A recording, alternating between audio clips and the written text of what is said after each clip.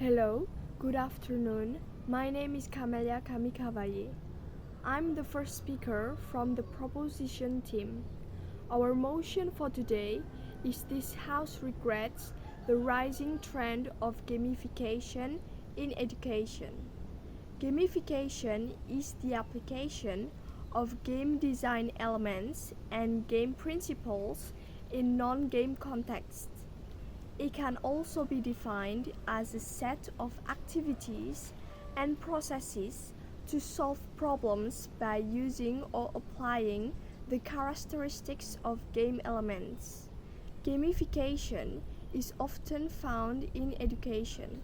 Gamification in education is the process of transforming typical academic components into gaming themes to engage students to learn something. The game can be digital in the form of an application, or it can be non-digital, used during classes and included in the curriculum. For example, games with cards, on boards, role games, etc. Children are the potential target users, as well as teenagers and university students. A few examples of applications that use gamification are Duolingo, Kahoot, and quizzes. Nowadays, technology has become a part of our lives. Children tend to be more impatient. Most of them want a visual-based learning program, quick changeable pictures that attracts eyes and capture minds. Gamification was introduced as a way to help students to sit down in one place and draw their attention to one object. Gamification has become a trend for the past few years. We usually use it at school or anywhere else to study specific subjects or new languages. These applications often promote themselves as an easy, fun, and effective way to learn something new. As a student, I also often use these kinds of applications at school.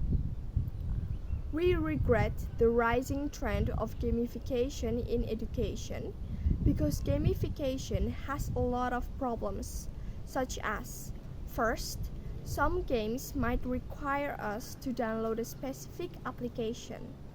This will make it harder for students who doesn't have a lot of memory left in their handphone.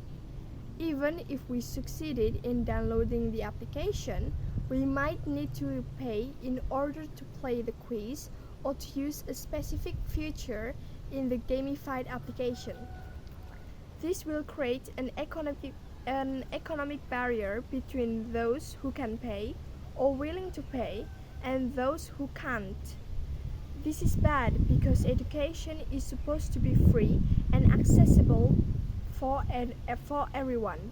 Second, the competition in this kind of game-based learning may cause students to not take these seriously. They can become more motivated to win these games instead of actually learning something. So, this is actually contradictory to the original purpose of gamification in education. Third, most of gamification in education is in the form of quizzes. The problem with quizzes is that we cannot discuss everything we have learned in one quiz deeply. So, if we just study by using these quizzes at school, we probably won't be able to answer the questions in a real exam. Other than that, if the teachers do not create a good and an interesting quiz, the students will get bored and they will not understand the topic. Another example is Duolingo. I think Duolingo is a nice application to study the basic of other languages, but if we want to study a new language deeply and realistically, this won't be enough.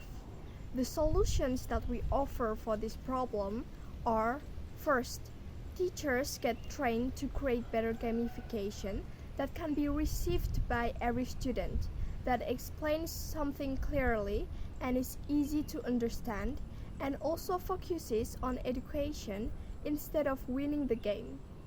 Gamification in education has to be free and it cannot use a lot of internet quota as well as memory. This will make the application of quiz to be accessible by everybody. That's all I had to say. Thank you very much.